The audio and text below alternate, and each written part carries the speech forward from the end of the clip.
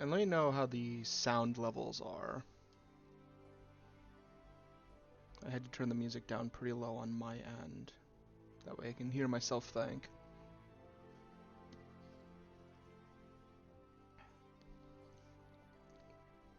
But I can turn it back up in OBS if it's not, if it's too quiet.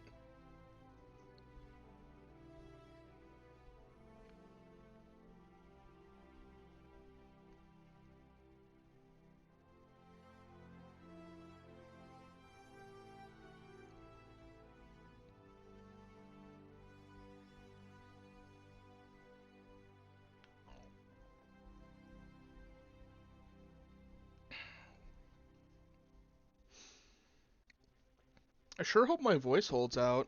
I've actually been fighting off a sore throat like all day. Thanks to the weather. I'm sure it will very much appreciate me talking for 2 hours.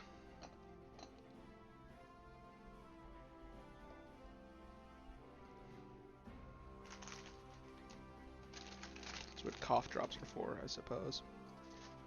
Oh yeah, for now, but give it like a half hour.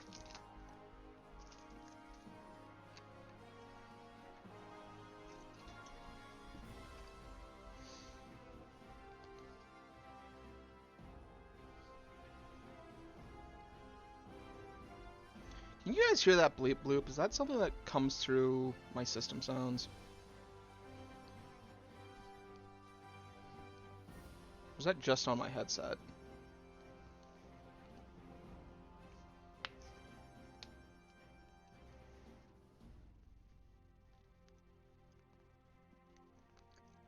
Cool, perfect.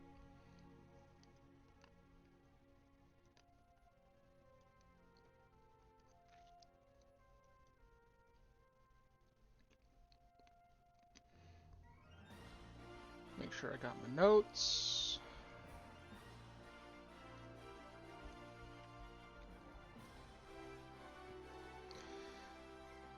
Give it a couple more minutes for people to show up. I can start my spiel.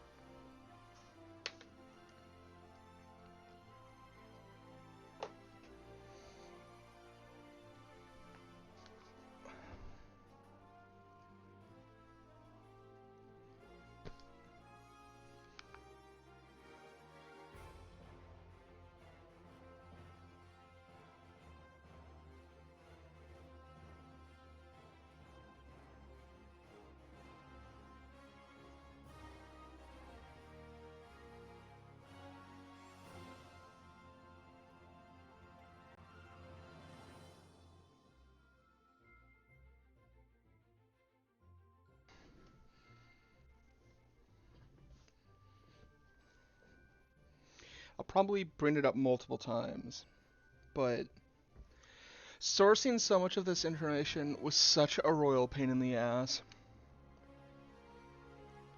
Because it's not like there's a super good, consistent source of, like, here's a bunch of old tooltips for each patch. It's something I kind of wish Square Enix hosted on their end with the job guide. Like, I've always wanted the job guide to have, like, a version select where you can go back and look at all the old versions of each class, which would be way more information to have to keep hold of.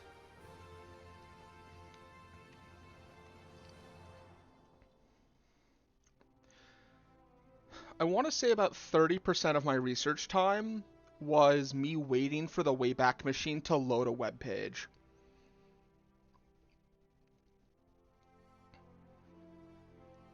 Because for a lot of the information, that was kind of the only way I could get my hands on it, was going to like an old version of the job guide using the Wayback Machine and just hoping that they had the snapshot I was talking about. And then there's stuff that, like, you just kind of can't source like images for anymore either. Like, there's like an entire section of this where I essentially had nothing to put on the slide.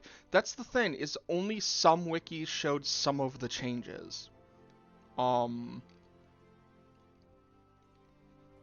Like, there were a couple buttons that I wanted to talk about, but I couldn't find the original version of them. I could find the changed version that were then updated.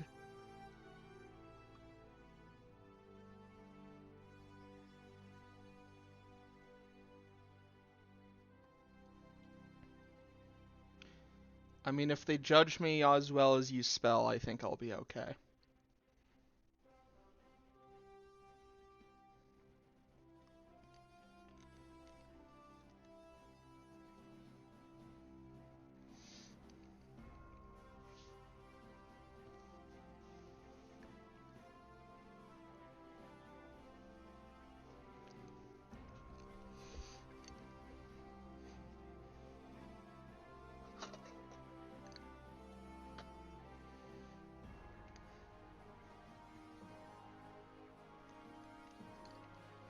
No, because I don't know how to allow that.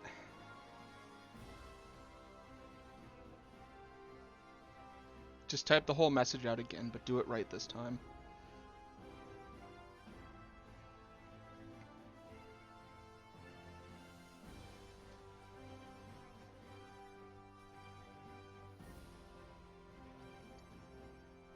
Thank you, Jello. If you fall asleep to my voice, I will take that as the highest honor.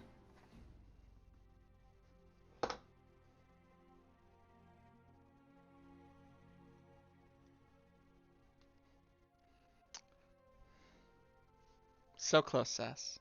Almost got it that time.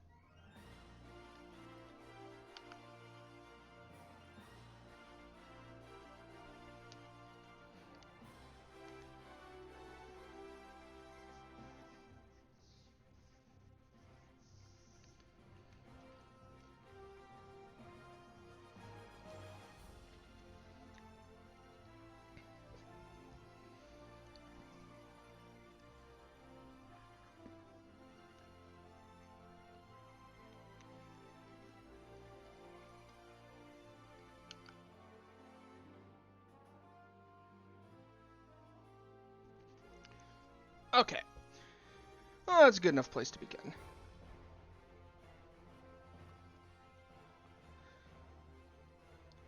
So first off, I would like to welcome everyone, if you're watching it live or watching a recording I'm going to make. Welcome to the wild and wacky world of Final Fantasy XIV. I had this idea about 6-7 days ago, because I was talking to people in my static, and I brought up a couple different buttons, and nobody knew what I was talking about, except for Adala, and I think one other person. And then I realized that most of the people that I play with, and most of the people who interact with 14, started relatively recently. Either started in Shadowbringers or Endwalker. I started in patch 3.05. My first major patch was the patch that added Void Arc. And there's just a lot of information, and that isn't readily accessible or super well known about how systems used to work, how different mechanics used to work, how the game used to feel and play. And there's a lot of that information that I think is kind of important to give the game context. Especially because anyone who has an internet connection, unfortunately, has probably seen people doom posting about Dawn Trail because it's a new expansion for 14, which means people must get all uppity about any little foreseen change. And I think it's one of those things that every time I see that, I always look back and think about where the game used to be and how far we've come. And so, to start off, it's important to acknowledge that Final Fantasy has in fact come a long way as an MMO. The entire game was re-released in Realm Reborn. There has been 4, as of tomorrow, 5 official major expansion releases, 30 major patches, a shit ton of minor patches, and the game has undergone a really big change. And while personally I have a few gripes about where the game kind of ended with Endwalker, on the whole, I think the game is in a very stable, very enjoyable place. There's plenty of different types of content. There's a burgeoning community. There's always something to do. Anyone who says that there's nothing to do in the game is deluding themselves, because I know exactly one person who has attempted to do everything, and they're an insane person. But the game wasn't always what it is now. 14 used to be kind of a wild place. There were a lot of things that, looking back, either don't really make sense, or it's clear that for the first few years of the game, they were still trying to figure out how to make a video game that plays good. And I think the first system that is kind of indicative of the overarching change is the cross-class system. To preface, it was never officially referred to as the cross-class system. It was always the additional actions system. No one ever called it that. It was the cross-class system. It was designed to allow classes specifically, and it's important to remember that there is a distinction between classes and jobs, something now that doesn't really matter unless you're going into a dungeon with someone and they don't have their jobstone equipped, and then you probably flame them because they're missing half of their kit. At this point, more than half of their kit. They're missing like 80% of it. But before, when the game first re-released into 2.0, it seemed that the design philosophy they went with was they wanted jobs to be specialized and classes to be more robust. They wanted classes to be competitive with jobs, just in different fields. It sort of never worked that way, just due to things we will get into. Specifically, most of the cross-class actions were kind of bad. There was a very big disparity between it. Either they were really good and essential, or trash. A big split between the job and class is classes got double the amount of slots at level 50. Jobs only had 5, so you had a lot fewer options that you could choose. Which at first sounds like you could always choose, oh, this for this specific situation and this for another situation. It never really worked out like that. The cross-class system sort of had, you have these options that are the objective correct one to choose, and the other ones that, why are you wasting your slots? Historically, there has been, I believe, exactly one class that was ever considered viable at endgame, where it was worth it to be a class and not a job, and that was Release Dragoon. Or Release Lancer, specifically. Because all becoming a Dragoon gave you were your jumps, which at the time had horrible animation lock, really bad damage. All of their important skills were behind their class and not their job. And so there were people who would bring in a Lancer into, say, coils, because they had more options and they played it as sort of a weird melee utility DPS. And back then, we'll get into it further, but you sort of brought in Lancer for something very specific. But the buttons that you could take via cross-class, there were many. Every single class had a large number of buttons. Here's a chart. Here is about 1/3 of the chart that shows off which cross-class buttons you could get from what class and who could take it on what class and what job. And there are a couple important ones here. Mercy Stroke was beloved by most tanks. Fracture was considered a necessity on tanks because it was a free dot. You used it on a lot of DPS as well. As you can see, there's Raise on there, which, yeah, Scholar didn't get Raise by default. You had to have Conjure leveled up to 12, which, due to how the systems works, because another important thing to mention is that classes, or for jobs, to unlock in a job, you had to have one class at level 30 and another class at level 15 to be able to actually unlock a job.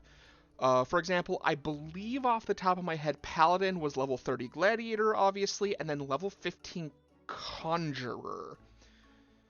Or it was something else. But there were these weird combo classes. The only one where this wasn't an option was, or wasn't how it worked, was Rogue into Ninja, but that's because Rogue and Ninja were actually added really late into the patch cycle. I believe they were added in patch 2.3, which is the only time a class has ever been added in the middle of a patch cycle. Mostly because they wanted it to release it for 2.0, they ran out of time, couldn't add Ninja, so they said, okay, we'll add it in like a year when it's ready. There's a lot of abilities. There is a graveyard of abilities that are dead and gone from the game. And you look at something like Foresight and you say, isn't that what Raw Intuition turned into? And the answer's kind of. Remember Protect and Stone Skin? Remember Stone Skin 2? And so, yeah, you had some not great cross-class options, like, hey, do you want Cure 1? Do you want Mantra? Reminder, this is before Mantra is what it is now.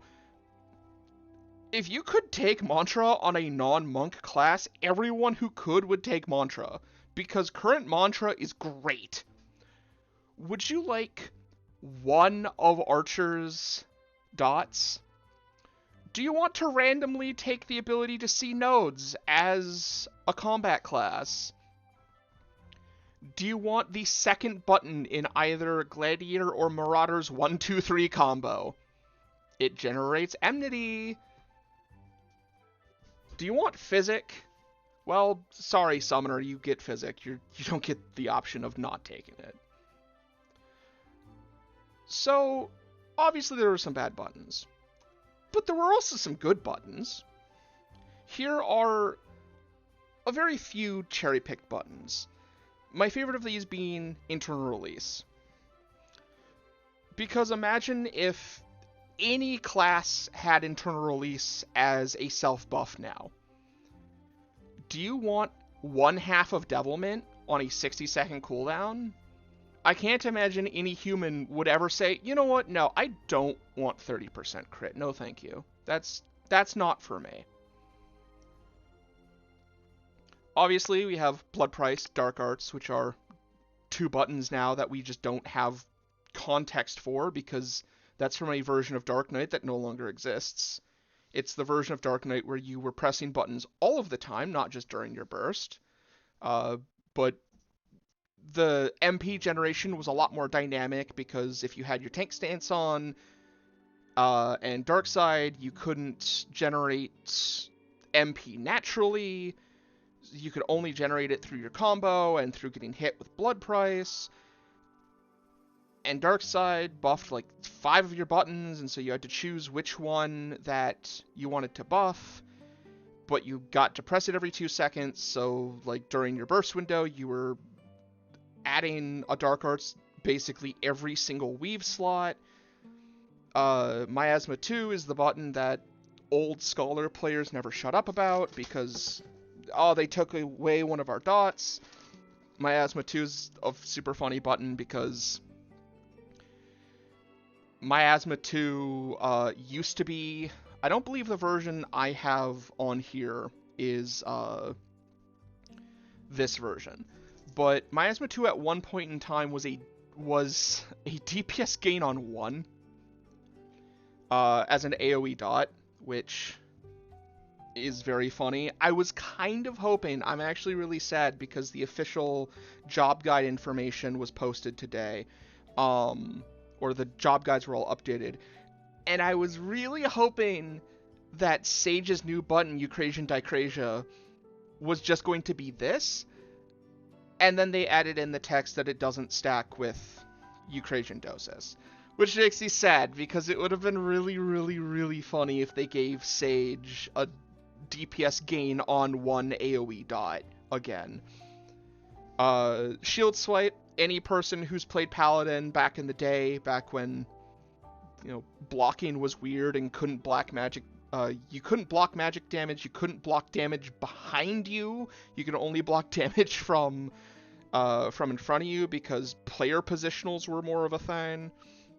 It was free damage, free aggro, it had a pacification on it, which never really mattered most of the time, but when it worked great, it felt good. And there was some bad buttons.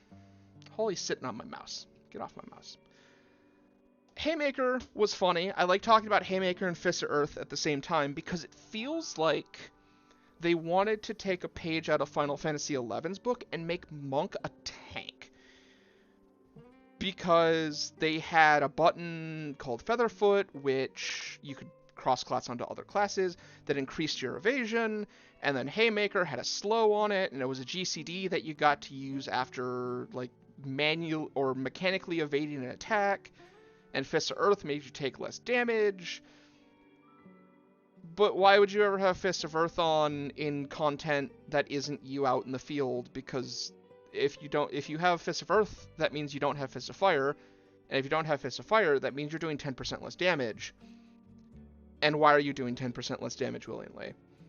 Blank is a button that I remember yelling, I think at Adala about years ago, where she would use it on cooldown on trash pulls, and I had to say, hey, can you not do that, please? I like it when the mobs aren't all the way over there now.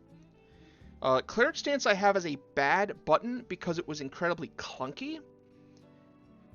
And it also had the nightmare situation where, because of the game not having the greatest latency historically, if you accidentally buffered a second hit of Cleric Stance and you toggled it off and then immediately toggled back on and put it on cooldown, now you can't heal. But Cleric Stance existing did give us essentially Seraph Strike in Bosnia, and Seraph Strike is one of the dopest buttons of all time, so it gets forgiven for that. Also, Leeches is a super funny button because, you know, for whatever reason, they decided that Scholar just didn't get an Asuna until level 40, when most of the Asunable stuff was in content before level 40.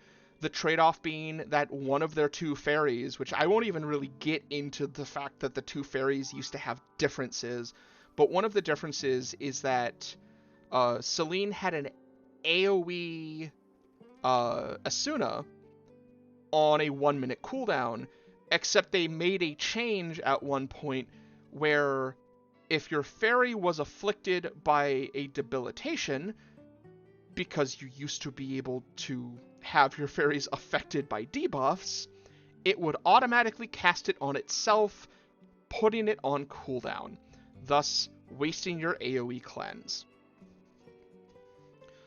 And so these are, not the greatest, but when it comes to old Final Fantasy, there's sort of one entity that reigns supreme when it comes to talking about the not good. And that is Release 2.0 Warrior. I can say with a very high degree of certainty that 2.0 Warrior is the single worst job that has ever been in Final Fantasy XIV. No job has ever come this close to being this bad. Every single time Warrior gets a buff, every single time they cram another amount of either self-healing or AoE healing or mitigation or damage into Warrior's kit, I feel that it is someone on the design team who is trying to repay a karmic debt of some sort to release Warrior. So what was so bad about Warrior? Well, Warrior, as it kind of is now, was a sustain tank. Its deal is that it didn't have super good mitigation, but it had really good sustain. I am putting so many air quotes right now, it's unreal, because just going over their stuff, they naturally did not have Rampart, they had to cross-class it. Their main mitigation was Foresight, which was a 2-minute cooldown, and it increases your defense by 20%. Very important to read the wording there and understand it. Increases your defense, as in your physical damage defense stat. That does not take 20% less damage. In reality, the math works out to be take about 8% less damage. Only physical damage. Did not work at all against magic damage. Then you have Vengeance. Everyone loves Vengeance, right? It's one of the most popular buttons because it does damage. Well, in 2.0, that's what it did.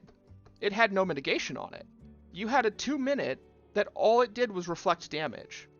It didn't even reflect damage, it just was a Thorns effect. It made the enemy take 50 potency every time you suffer physical damage. It didn't reduce your damage whatsoever. Okay, but they have really good self-heal, right? Well, Storm's Path, a button that we still have, it absorbs 50% of the damage dealt as HP. That's not terrible, right? It is, we'll get into it why. Okay, what about Bloodbath? Bloodbath has to be good, right? That's like, Bloodbath is it's what came before Bloodwedding, and Bloodwedding's an insane button now. It only converts 25% of damage dealt on your next ability every 90 seconds. You get one heal. And to further hammer the point home, is Holmgain missing something? Am I microwaved here? They gave Holmgain nothing. It just makes you stand still. And to make things worse, when it says binds, it means binds. You couldn't even turn your character model. If you were facing the wrong way, you don't even get to attack anymore. They just didn't have any sort of invulnerability built into the kit. So, okay, maybe this can be somehow salvaged through their tank stance, because this is before tank stance is what they are now, because what they are now is a I hold aggro button. Aggro used to be a mechanic that you actually had to interact with, where DPS and healers had abilities that could mitigate or cut aggro, and tanks had to do a lot more to actually manage and keep up their aggro. And Okay, going over Defiance, it increases your maximum HP and lowers your damage by 25%. Alright, sounds reasonable. They're a sustained tank, so reasonably they want to have a lot more of a health pool. Then they can generate Wrath while they're under the effect of Defiance, and each stack gives you 2% crit and 3% increased healing recovery. That's a total of 10 crit, or 10% crit and 15% bonus healing, and it stacks up to 5. That's pretty good, right? Like, that should fix a lot of the problems, you know, endemic to the rest of the kit. Not quite. Because Wrath is also used for something else. 2 buttons. It is used for Inner Beast, which now is, you know, Fell Cleaver, Inner Chaos. And Steel Cyclone, which is Steel Cyclone and then Decimate. And Inner Beast was actually pretty okay. It ignored the damage penalty. It ate all of your Wrath. And you absorbed 300% of the damage dealt as HP. That's not terrible. Steel Cyclone was kind of worse. It had no self-healing. It just did decent damage on an AoE. But both of these take all of your Wrath. So how did you generate Wrath? Well, the answer is not easily. There are exactly 2 ways to generate Wrath. One is by hitting Infuriate. Gives you 5 stacks of Wrath. Instantly infuriates you. Okay. Now we're in business. Makes sense. It's on a 60-second cooldown. This is before it had the mechanic now where Infuriate doesn't actually have a 60-second cooldown. It has closer to about a 45-second cooldown because of the fact that whenever you hit a button that spends gauge, it lowers it by 5 seconds. But, you know, that's not terrible, right? How else can you generate Wrath? By hitting Butcher's Block. It generates 1 stack of Wrath. Okay, so every time you hit your 1-2-3 combo, you get 1 stack of Wrath. But that's not how that worked. Because it's important to remember at this point, Warrior had 3 combo enders. They had Butcher's Block. They had Storm's Eye, which gave them a very important damage buff. And Storm's Path, which was your self-heal. So your options were generate a stack of Wrath and do less damage, do more damage and not self-heal and not generate a stack of Wrath, or heal, do less damage, generate less aggro, and self-heal. So they were kind of screwed and didn't really have super good options. We have come a very, very long way from Inner Beast was a very important button that you got to press only a couple times to now Warriors are pimping out Fell Cleaves like a $2 hooker on the corner. And to make this all worse, as some sort of horrible joke,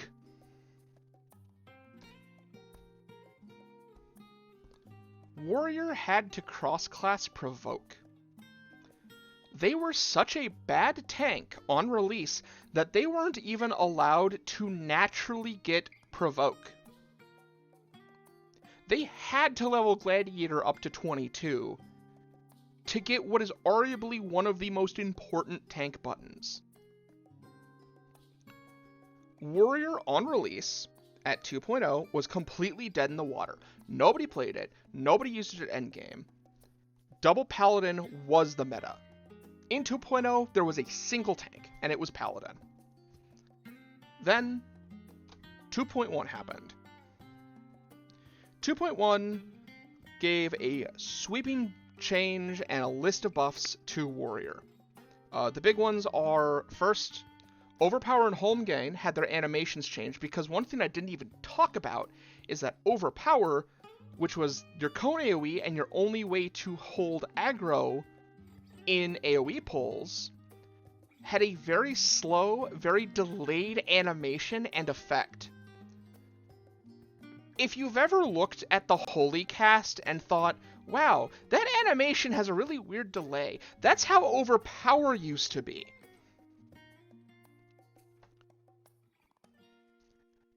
A lot of the important changes are their TP costs were reduced across the board. Mercy Stroke, which was an ability that if you, it was, I think, 220 potency. It was an OGCD. If you pressed it and you killed the target with it, it gave you, I think, 20% of your maximum HP. It was actually a really cool button. I kind of miss Mercy Stroke, because it always felt good to get that final last hit and time it just right to get the heal, which happened not super often because, well, at least for me, it didn't happen super often because at the time I was terrible with gauging how much potency damage actually was, and lag. Thrill, which was an admittedly good button, it's still a good button. It had its duration doubled. Storm's Path debuffed the enemy so that they did 10% less damage, which was super nice and something Paladin just kind of had baked into their kit. Holmgren became Holmgren. It actually made it so that you don't die. Vengeance got a mitigation. Defiance made it so that you just took more healing naturally. They took that off of Wrath because they realized that maybe it's not too good for that. And Steel Cyclone actually generated aggro. Also, you can see here the jump and Spine Shatter Dive. The first patch of the game, they were like, okay, maybe we need to reduce the animation lock a little bit. Proceed ad nauseum for literally every single patch the game has ever had. We're like, maybe we should tone that down a bit. So, one of the systems I just mentioned was TP. TP and accuracy are two mechanics I like talking about because they were basically removed around the same time. One was removed and then the other, but they are both mechanics that in theory sound interesting, in practice were a wide awake nightmare to contend with. TP was very simple. Everyone got 1,000 TP. Doesn't matter what you're playing. Everyone got 1,000. It was a flat number, sort of like how MP is now. And if you used a weapon skill, it cost TP. Okay, you know, it makes it so that you can't go like super crazy with skill speed or whatever. Alright, what's the problem with that? One of the big problems with it is two things. First, AoE. AoE kind of universally used to be way weaker, especially with the TP system, because if you were a melee, your button that did damage in an area usually cost around 120 to 150 TP when you have 1,000. And it's important to note that the TP natural regen was pretty slow. Most people had a button cross-classed called Goad, in which you could give it to someone else. You couldn't use it on yourself, but you could give it to someone else to basically give them a TP generation buff, which was nice. It encouraged, you know, a little cooperation in dungeon, with the downside being people in dungeons usually it's a free-for-all. And if they don't know how Goad works, they'll put it on their healer or some shit. Speaking of healers, they didn't care about TP except for one button, which was Sprint. Sprint, when you pressed it, used to lower your TP to 0. It cost all of your TP. Meaning that Sprint was sort of reserved for casters and extremely desperate tanks. Or Paladin. But that's because Paladin's AoE aggro ability didn't do damage and used MP anyway, so it didn't matter. Paladin was allowed to sprint because it's not like they were doing damage anyway. Accuracy, on the other hand, is a system that still kind of baffles me. Every enemy in the game had the front and the flank and a hidden caster number. And accuracy was a stat that was on your gear and you could slot in with materia. And if you were below the accuracy cap for the target that you were hitting, you had a chance to miss. Tanks needed more because for some reason it was harder to hit things from the front than from the flank or the rear. Casters needed the least amount. The issue being that healers did not naturally get much much accuracy on their gear, so they needed to give up things like crit or debt or piety, because this is back when piety wasn't a completely dead stat like it is now, to be able to hit the boss. And so a lot of times when progging, healers would just choose to not consistently hit the boss because it made their heal stronger. As a fun note, as it says here, technically Summoner was the odd caster out. They used the flank because while their spells used the caster number, their pets like Garuda, Titan, and Ifrit used the flank number. And so Summoner naturally had to have more accuracy.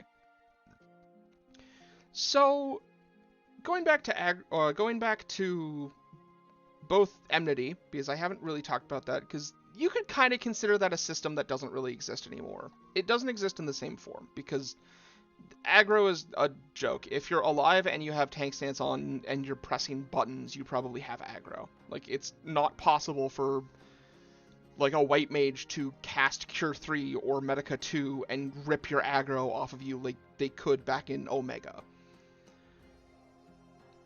But there was one class that, when it came to aggro and came to TP, was sort of the necessity. You really wanted one to be able to help interact with these systems. And that was Ninja. Ninja used to be more than just Trick Attack. Or Mug now. I've never heard a human refer to... Do non-ninja players even know that that's not what Trick Attack does anymore, and that's technically what Mug does? I don't think any non-ninja player knows that, because nobody cares. They just say, hey, when's Trick?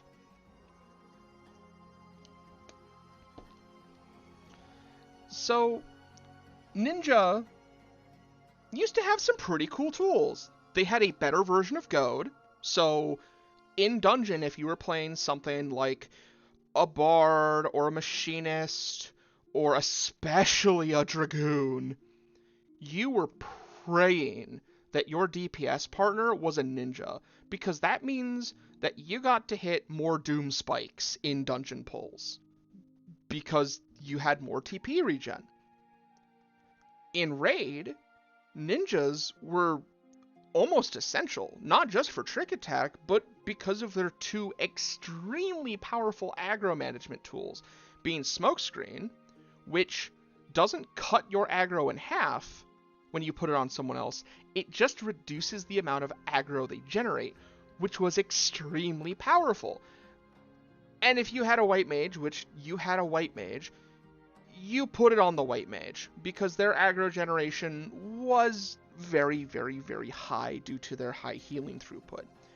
Shadewalker was a button that it just helped your tank generate more aggro. It took 80% of your aggro and gave it to someone else, which was fantastic. You just put it on a tank to generate more aggro. Super good. Also, Trick Attack used to be a positional, which I think they should bring back because it's funny. Just saying. Especially now that Trick Attack is a selfish buff, where Mug is the raid buff. So, you know, we've talked about aggro, we've talked about TP, we've talked about accuracy. There are a couple other old, weird stats. This is what the old attributes page used to look like. Also the old currency tab, if anyone remembers that, before it was tied to Control C. So, starting off, there's elemental resistances. They were determined by your race. A couple other stats were determined by your race, which a couple primary attributes are still. It's not as impactful anymore because the numbers have gotten so high from gear, but back in the day, you know, you're only dealing with so much strength, so much dex, so much int.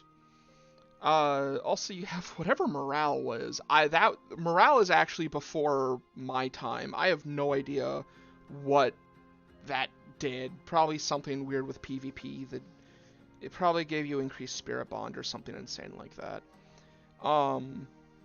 You also had your physical resistances, being your splashing, piercing, blunt, because there used to be more types of damage than the 3 that are currently in the game, being physical, magic, and unaspected, which is unmitigatable. But as you leveled, you used to get stat points up to 30, and you could put them into one of your primary stats. And once again, this feels like something that they wanted to be a, you know, more freedom of choice, more kind of, you know, fine-tune your character. That's not how it worked, because, once again, with stat numbers this low, when your main stat, without putting your 30 points into it, is only 213, putting your 30 points into a dead stat kind of crippled you. And this wasn't something that you could freely change. If you wanted to change your attribute alignment and where you allotted your points, you had to consume an item called a Keeper's Hymn. It cost, I want to say like 4,000 seems like way too much Grand Company seals. I might be wrong. I wasn't able to find how much they actually cost anymore because every source I found said, oh, it's not in the game anymore. But it used to cost Grand Company seals, which back in the day used to matter a little bit more than they do now, especially because now you run 1 or 2 expert roulettes, you greed on everything, and you're up to 50, 60,000 seals as is. As a very fun side fact, for exactly half a patch, Dark Knight, instead of putting theirs into Vitality, put theirs into Dexterity, because Dex used to affect the rate at which you dodged and the rate at which you parried. That was quickly changed, but for a little bit, we kind of had a Dex tank. Kind of, not really. So, talking about old stats, we have to talk about old debuffs. You used to be able to debuff basically everything under the sun. Main stats and resistances. Paladin, Rage of Halone, one of my favorite buttons of all time because I was a Paladin main for the longest time, before it was then supplanted by Royal Authority kind of in its entirety. You could, every time you pressed it, you reduce the target's strength by 5%. Which made them do 5% less damage, assuming they were doing physical damage. Things like Maim used to reduce their slashing resist. There we go. Music decided to stop playing for some reason. Whoops. Not there yet. Not there. Almost to the intermission. And the thing I talked about forever ago, about what old Dragoon or Lancer was brought into content for, was Disembowel. because it reduced piercing resistance, which there's exactly one other class at the time, eventually two in Heaven's Word, that benefited from that, being Bard and Machinist. To repeat that, you used to bring in Dragoon to make your Bard stronger. Words that I don't think have been uttered in maybe 7 years. This was also around the time period where Bard and Machinist were both technically casters because they had an ability that gave them cast times, which sounds terrible, and depending on who you ask, it kind of was, but at the same time, it was kind of the strongest Bard ever was, where Bard was sort of destroying a bunch of other classes in damage because they had really high base crit and really high, like, damage, and if they got their procs, they were just top of the DPS charts. And Bard has only sort of gotten weaker as time has gone on. Hopefully that changes in Dawntrail. I don't know. What Adel became used to be called Virus or Super Virus, and it reduced all of the main stats by 15%, which was super nice, super strong. Dragon Kick was on Monk. It was sort of the, until Stormblood introduced both Samurai and Brotherhood, Dragon Kick is the button that made people say, well, Monk is the selfish DPS, because it, you know, it reduces their blunt resistance. What other class does blunt damage? Nobody. Only Monk. Also, Dragon Kick used to reduce the target's int, which is really funny, because I used to think that you were just fucking roundhouse kicking the boss in the noggin. But then Samurai became Monk 2. It became the selfish DPS in Stormblood. It supplanted Monk as the poster child in like most media, where Monk was sort of forgotten about. Which is a shame, because Monk's always been cool. I think every single iteration of Monk has been really cool. Except for, I think that their opener on the last iteration was whack, but that's just because I'm a brainlet. So now, if you need to go bathroom, or do your taxes, or walk your dog, now's the time. Because I have to get into something that about 3 people in the universe care about. Which is old crafting. Old crafting used to be a wide-awake nightmare. In patch 5.1, the first patch of Shadowbringers, they massively reworked crafting. They streamlined all the classes, standardized all the buttons, made leveling crafters like way easier and way faster, and then added the Firmament, which then made leveling crafters even faster and easier. But back in the day, crafters, especially Omni crafters, were a bit rarer of a breed. Because they were a lot more obnoxious to level, and you couldn't just level 1. And people always say, well, you can't just level 1 crafter even now, because if you want to craft stuff, all the classes have recipes that require stuff from others.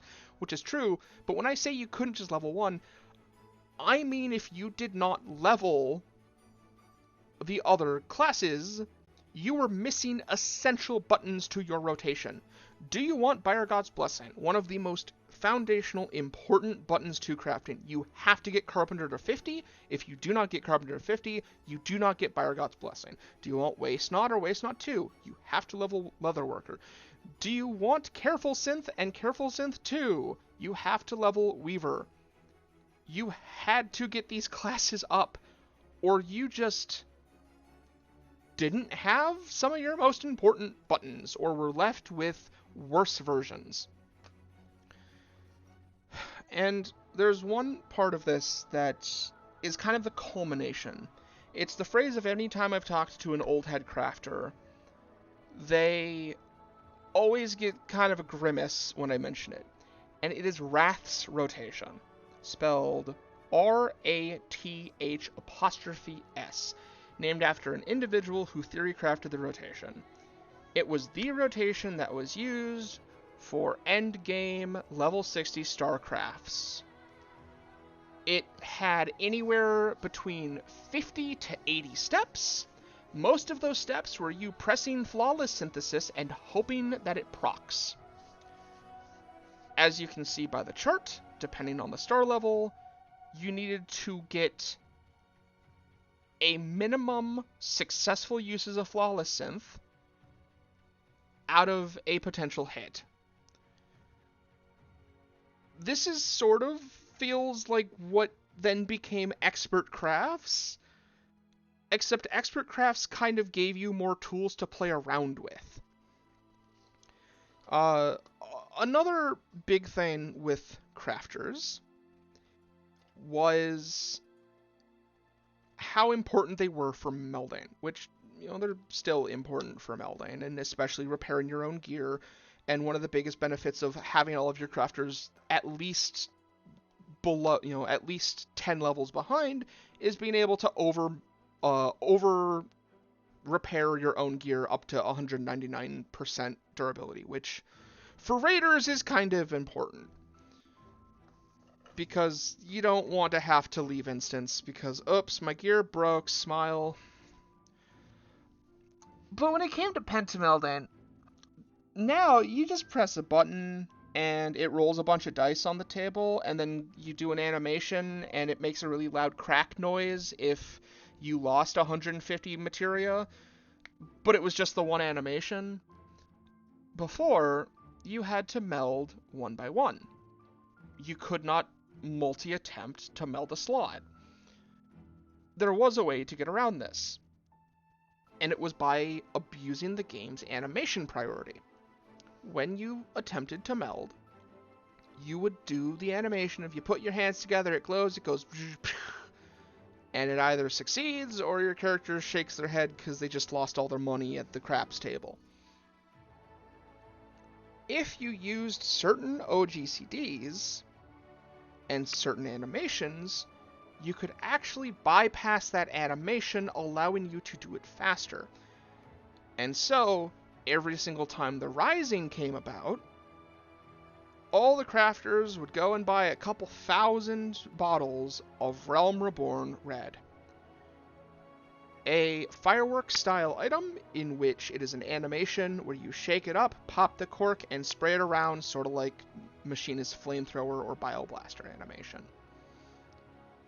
So what you did is you got the menu queued up, you started the animation, and then you spam-clicked as many meld attempts as you possibly could before the animation ended.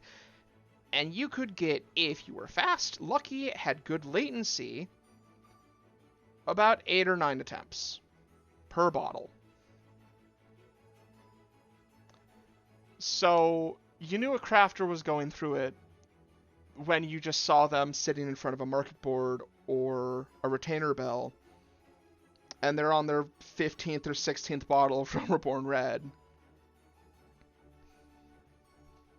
The only other thing I really have about crafters besides, sweet lord, I'm glad they aren't the way they are now, because as someone who actually enjoys interacting with the crafting and gathering system, boy howdy, was delivering leave kits a nightmare.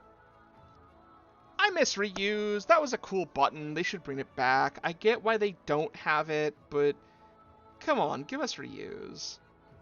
Let us have a button that we pop it, and it makes, because it costs the crafter points, it's slightly harder to do the craft, but if we reach max quality, we sometimes get some of the materials back. Like, that was cool.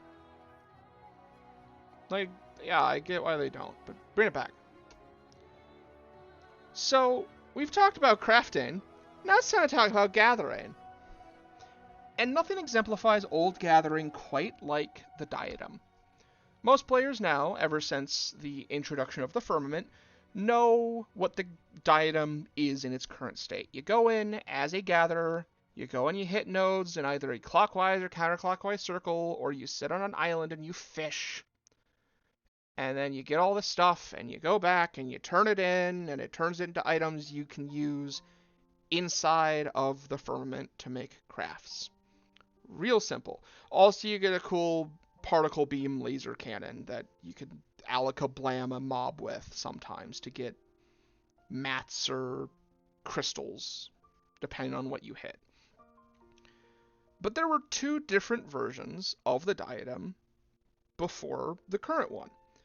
The original one was added in patch 3.1. It was added the same patch that the Void Arc was added. And it was kind of interesting in concept. It was mostly designed to be engaged with by FCs, in the sense that you could, if your airship was set up properly, up to 24 people, 3 parties of 8, an alliance, could enter the company workshop and go into the diadem. You could get a smaller group and queue in through Ishgard. You had to get, I believe they were called ceruleum fuel vouchers, which I don't even remember how you got those. I think it was through Gil. It was either Gil or Scripps. I'm not exactly sure on that. But the content was sort of designed to be this almost protect the gatherer style content where you had people gathering, but there were mobs around. And so you had to have combat classes to protect them because they were level ?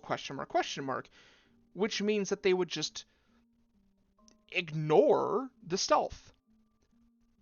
This, I think, was a pretty neat concept.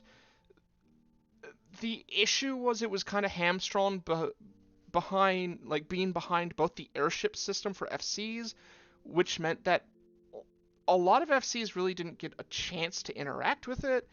It was really only the super active, super big, or super wealthy FCs that really had both the material and the manpower to engage with it. I think it would be interesting to see something like this again, but it would be extremely, extremely niche content. It was also how you got the Sky Pirates attire. You could only get it through the diadem, which now you can make the replica version. But the original versions, I believe, you could only get through interacting with Diadem 1.0. Then, at the very tail end of Heaven's Word, patch 3.55b, because they apparently used to do... Actually, no, they still do 5.5 A and B. But they added in Diadem 2.0. Diadem 2.0 was a reimagining of Diadem. It was the quote-unquote new Diadem, where it was open to way more people, way bigger groups, where you went in, you had people who would still go around and gather, but there were fates. You could kill mobs. You could kill notorious monsters. And if you interact with these systems correctly, it would spawn an emergency mission, which, if you did all of those properly, would spawn one final emergency mission where you basically, everyone went into a big pyramid and had to kill multiple bosses in succession, where if there was a wipe, you lost the attempt and you lost access to the gear. The gear was pink gear. For people who do not understand what pink gear is, because it is something that only shows up in ARR and is never actually explained, it is gear that has randomized stats that can have a randomized value for the secondary stats. They can either be, they can have a maximum or they can be a minimum, anywhere in between. The deal with the Diadem gear was, theoretically, it could have been your best in slot. There were rumors that you could get a weapon that had all of the secondary stats rolled into crit, I don't believe that was ever confirmed, but you could get a weapon that had way more stats possible than even a maxed out relic weapon or raid weapon.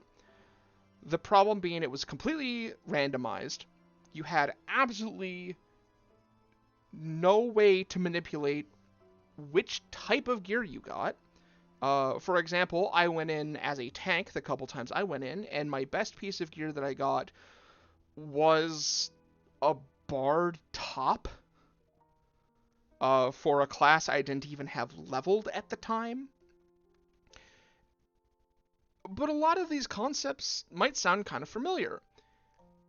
And I believe it's because Diadem 2.0 was a test run for the concepts that would then be used in Stormblood for Eureka. Because in a lot of ways, it was very similar to Eureka.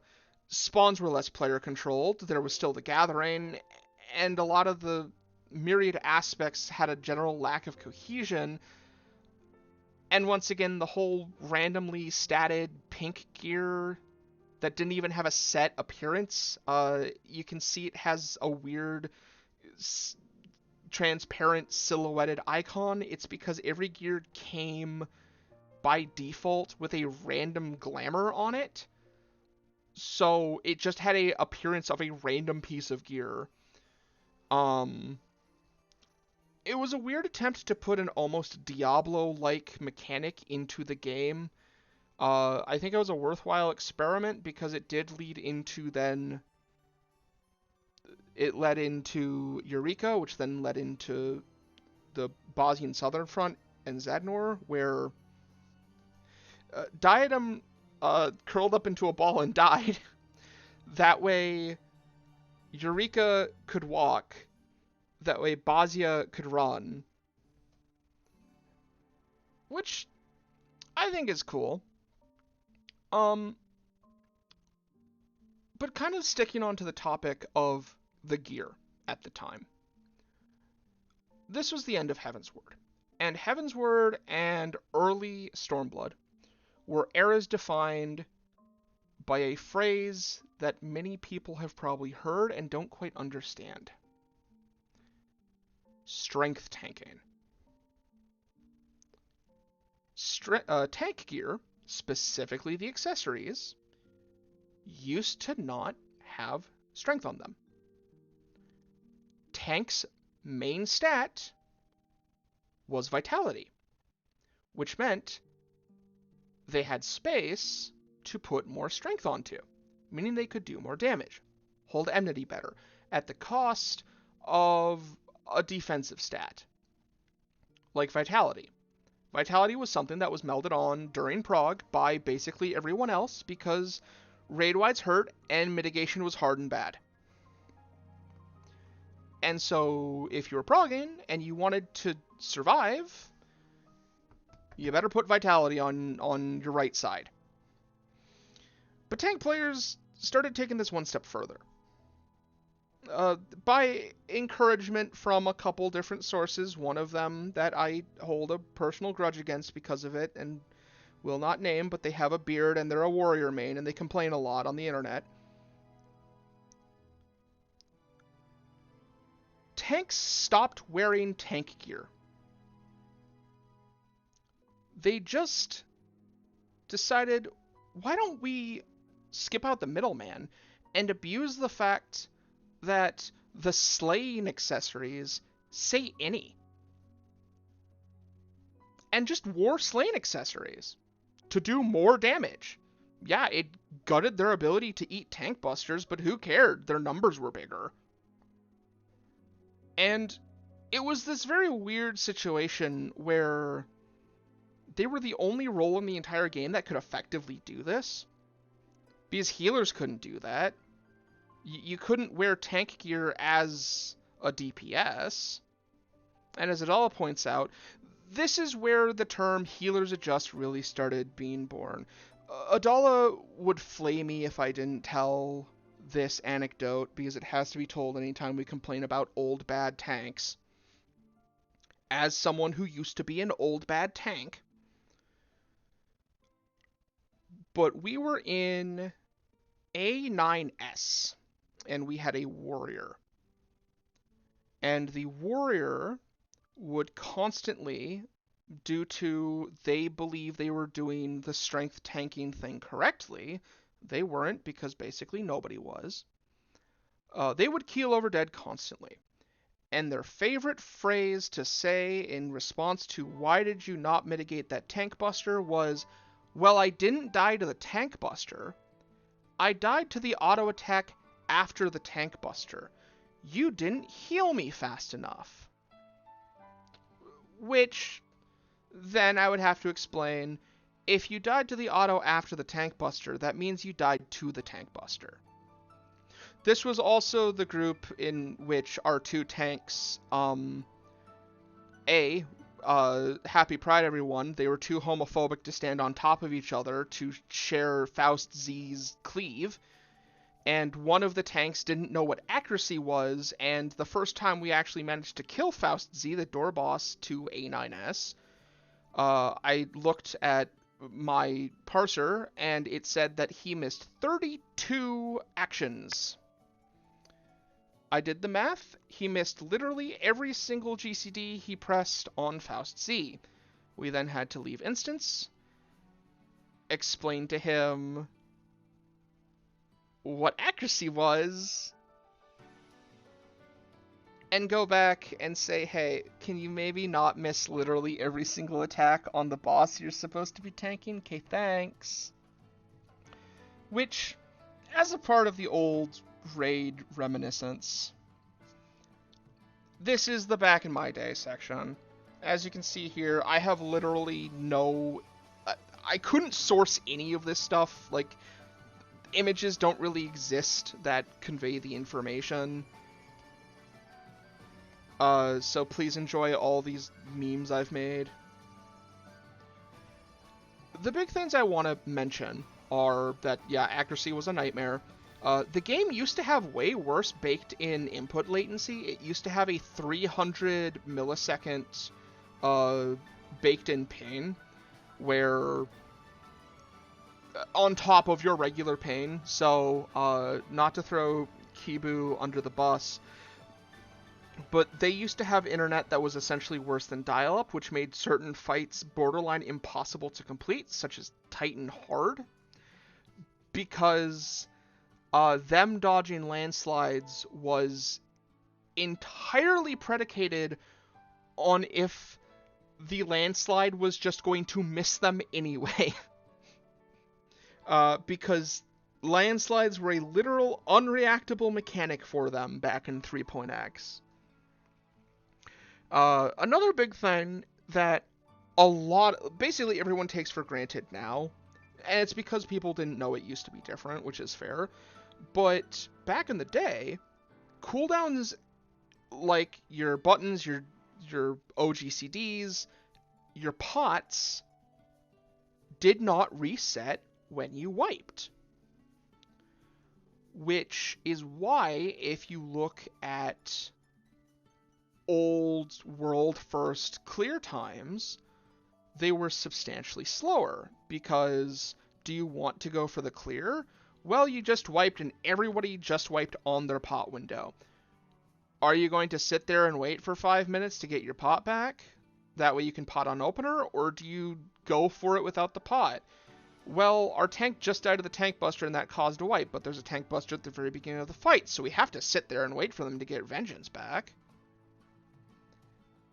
Not even talking about if you are basing handling a strat around something like Hollowed Ground, which had a 7-minute cooldown, where you only got one of them per instance, essentially, or one of them per fight, essentially, and if your paladin popped Hollowed Ground to handle a mechanic, and then you wiped, you have to time it out to make sure that you have Hollowed Ground back up. This and a bunch of other myriad changes really sped up the pace of the game, especially Prague. Like, nowadays it's kind of expected that world first happens within 24, 30-ish hours of when the patch drops. I actually don't know how fast A12S went down. I know not A12S, P12S. I think P8S took a little longer, but that's because the numbers were fucked up, and if you hit Enrage or not was literally a coin flip if you crit enough. Just crit harder, forehead.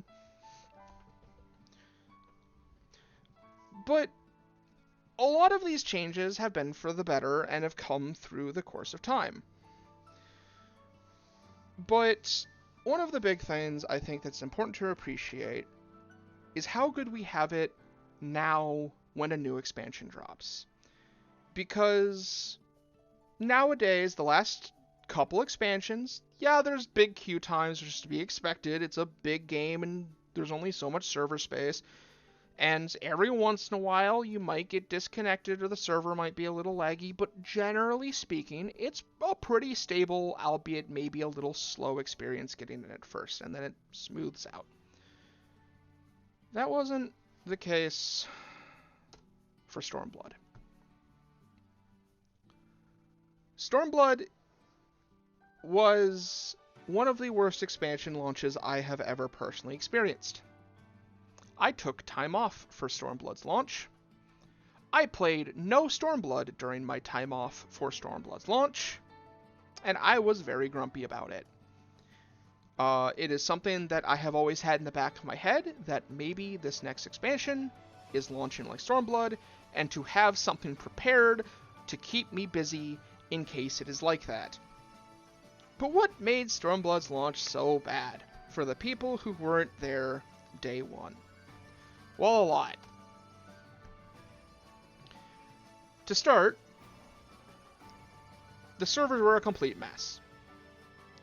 They were super laggy. It was almost impossible to actually get through the queue. If people remember, if you existed on a bigger server in Endwalker, there was the issue of you would be in queue, and then the queue number would stop going down, and then you would get disconnected out of the queue before you even got in game. That happened in Stormblood, except it was even worse. And then there was the issue of you finally beat the stability issues. You actually got in the game. You get into the fringes, you get into Garabanya for the first time, and extremely early on, you need to talk to Raubahn. You go to talk to Raubahn.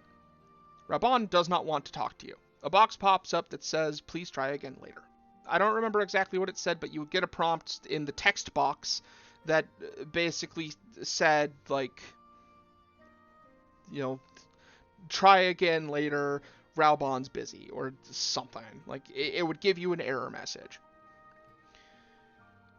This caused what is now referred to as Raubahn's Wall, where people were just hard stuck at the very first area of the game about 3 quests in. You didn't have access to the first dungeon. You didn't have access to anything but a couple fates. It's not like you could really gather or level crafting while you're waiting. And so people got desperate.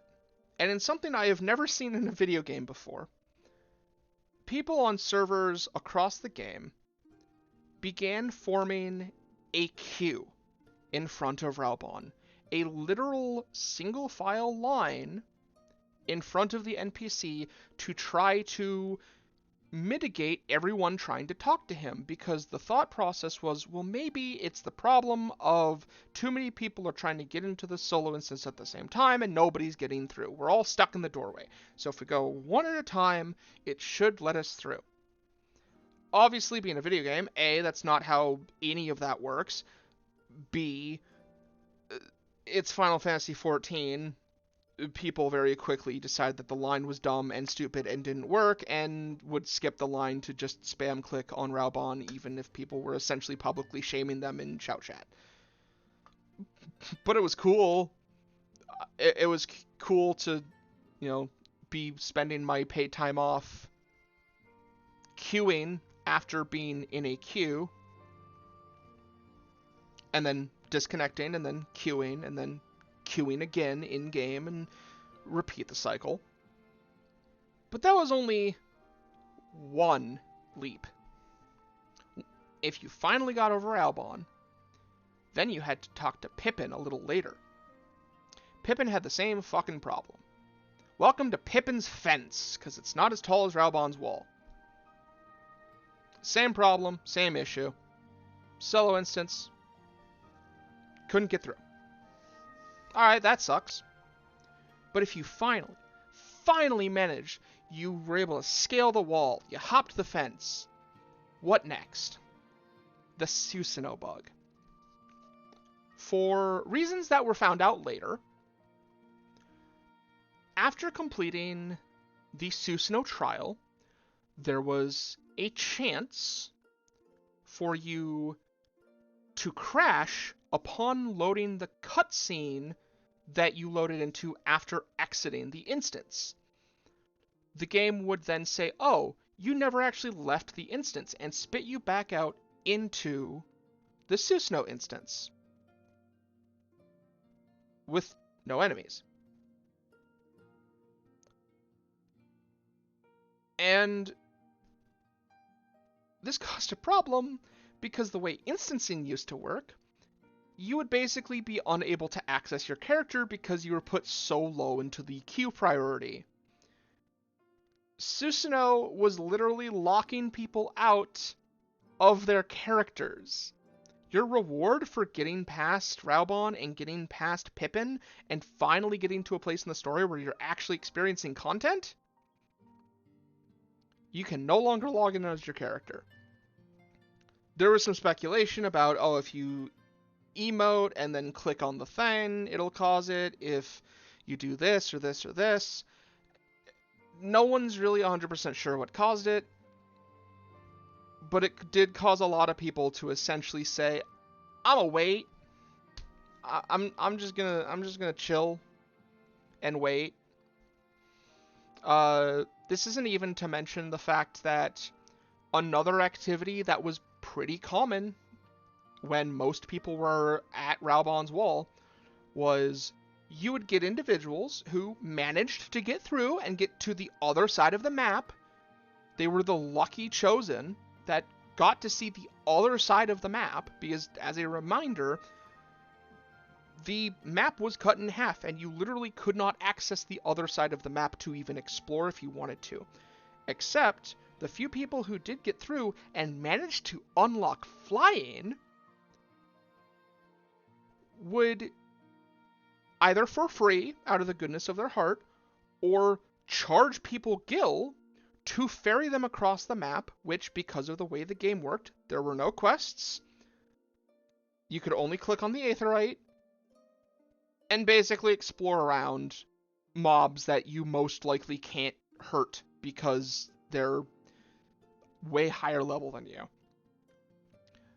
I do not know if this is true. It is something that was said and stated by the community. And I like to believe it's true because it's funny. But one day, Raubon's Wall opened up the floodgates and everyone was able to get through no problem. And word had traveled to Ultros that Excalibur in its entirety had gone down. The entire server of Excalibur had just gotten mass disconnected, and that's what caused it. Excalibur was sacrificed to open up the bottleneck. And I don't know if that's true, but I like to believe it is, because that would be very in theme with Stormblood's launch. And as one final note to leave off on, now that we've, gone through all this history, it's very important to me, at least, that having context is really important. It's very, very easy to judge the game with the lens of here and now while not looking at its past, both its successes and its failures. I also believe that 14 tends to get its claws into people, and almost every person I've talked to who has the most outlandish, asinine gripes and complaints, or tries to find every single little thing wrong about the game, their problems would mostly be solved by just taking a break from the game. I've met plenty of people who are more than happy to malign the game that they claim to love, but don't see that sometimes you just need a different perspective. I love Final Fantasy XIV. I'll probably play it until the servers go down completely. I have taken multiple long breaks from the game, the longest being about 8 months, or however long the time period was between E8S dropping, about 3 weeks after that, to about 2 weeks before Endwalker came out. And sure, there are other MMOs, as someone who's played a lot of MMOs in their life, there are MMOs that do other specific things better than Final Fantasy. I think Final Fantasy's glamour system is kind of crap, and would benefit greatly from just stealing World of Warcraft's wholesale. Something that you probably wouldn't be allowed to say back a few years ago. But I think on the whole, 14 has succeeded in being a fantastically consistent experience. And while I think its desire to stay as consistent as it has actually been a detriment to it the past, I'll say, expansion and a half, where things have been a little too samey for a little too long.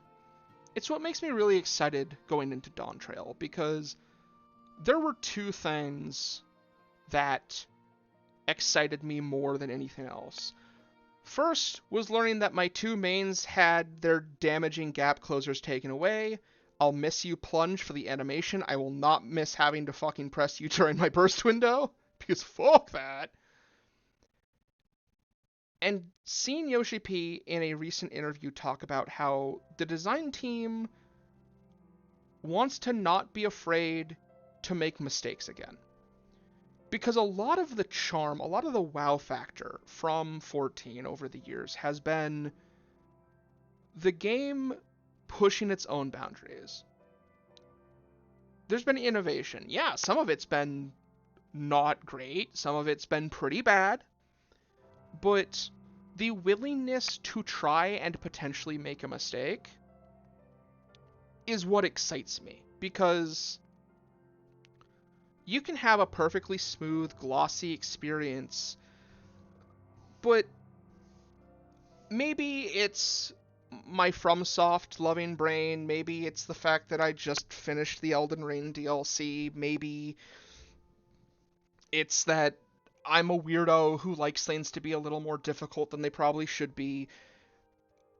I like a little friction in the games I play, because if you get enough friction, sometimes you get sparks, and if you get sparks, sometimes you get fire. And with that, I want to leave off on two things. First, drink plenty of water and take care of yourself during launch, especially if you're going to alarm clock it. The game's great, people are passionate about it, take care of yourself, the last thing you want to do is get sick. And second, T's the best fight in the game, and I will not take any discussion on it. I've been Sarah Tarkin, thank you for showing up, you guys take care of yourself, and have a great night.